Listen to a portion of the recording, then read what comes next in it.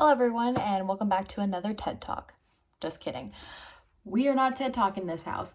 Enough jokes aside, today we're going to talk about a serious matter. In fact, it's so serious it really honestly stinks.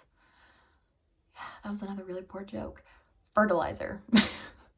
So spring is here and that means that a lot of people are going to their local McDonald's garden centers, Home Depot, Lowe's, whatever it may be, and they're picking up plants. But one of the things that people have to keep in mind is that, yes, most plants just need water, soil, the likes, but to make them really and truly bloom and stay healthy year-round and be plants that you can keep for 20, 30 years and just absolutely watch them explode throughout your house is you need fertilizer. Fertilizer is a series of different things, but one of the main issues that people come across when they're looking at fertilizer is they're worried about the pollution that it causes or the stink that it has, because most people think of fertilizer and they think of compost.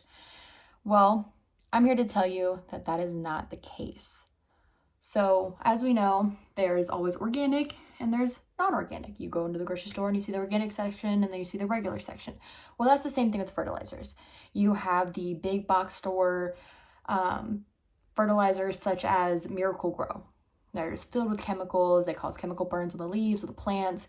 They cause root rot. They cause the plants to have little holes in their leaves, turn brown, rust, mildew, just all kinds of bad things.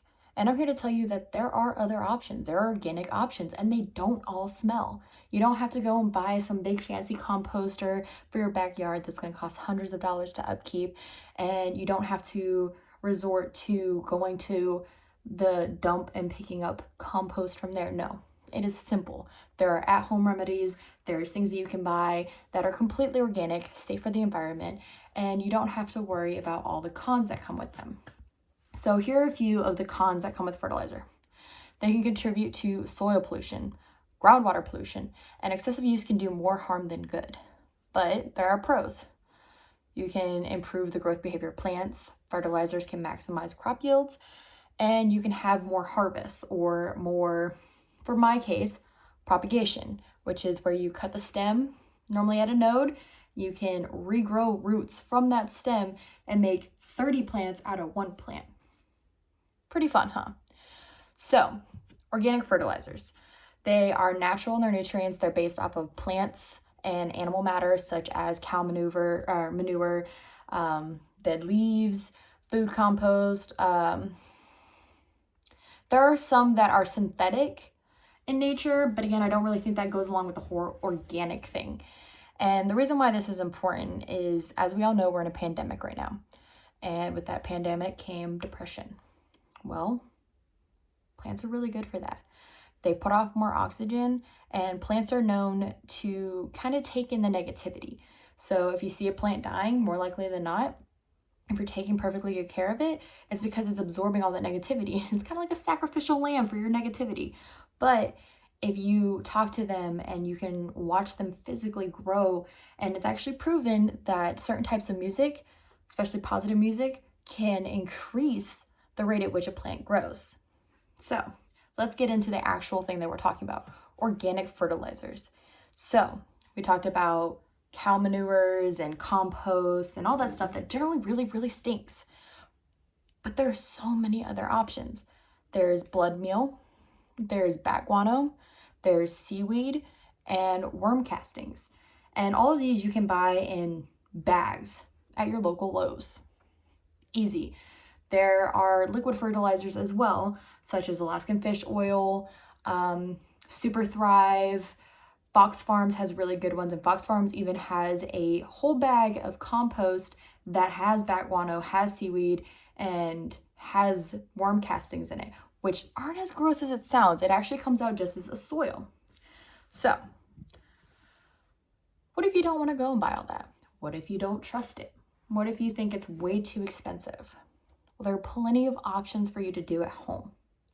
I mean, look at this big guy.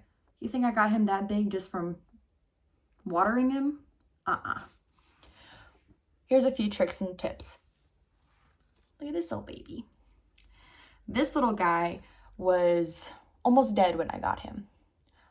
But as you can see, we've got a lot of new little leaves coming in, and that's the case for most of my plants. Another new little leaf right here. And right here, you can see this one even just sprouted. Now, some of the things that I do for them. Coffee. Most people drink coffee every single day.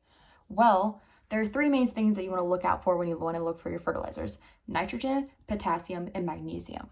And guess which has a lot of that? Coffee grounds. So once you're done brewing your coffee and you have your leftover coffee grounds, sprinkle a little of it in the mix.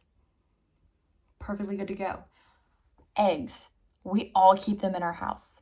Take some of the eggshells, put them through a food processor, zip them up, and boom, you've got a powder that is packed full of potassium. And here's my last trick, and this one has absolutely just exploded my mind, and will explode yours too. And it's so easy, just like all the other options that I gave you. Bananas. Bananas.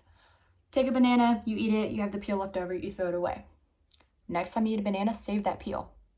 Put it in a container, put some super, super hot water over it, close the lid, let it sit for 24 hours. What that's gonna do is it's gonna create a tea out of your banana. I know it sounds disgusting. You're not drinking it, I promise. After 24 hours, remove the banana peel, use that tea.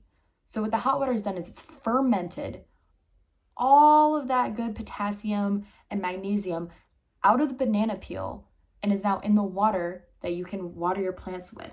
And let me tell you, this has been the best experience I've had as far as plants go. They're all really good, and there's a lot of negativity and there's a lot of positivity with all these things. It really depends on each plant. I generally keep philodendrons and monsteras and pothos in my house, so that may not work for something like a calathea, which are very temperamental, or a string of pearls, or a string of anything, because they're all very temperamental. But you just have to do your research. There are options out there that don't require you to use these big brand chemically induced products. Things that you have in your everyday life in your house. Cinnamon prevents bugs. Hydrogen peroxide gets rid of root rot. There are so many natural additives that you can do to help thrive your garden, make your spring so much better, and help with your overall attitude during this tough time of Corona. So, good luck planting.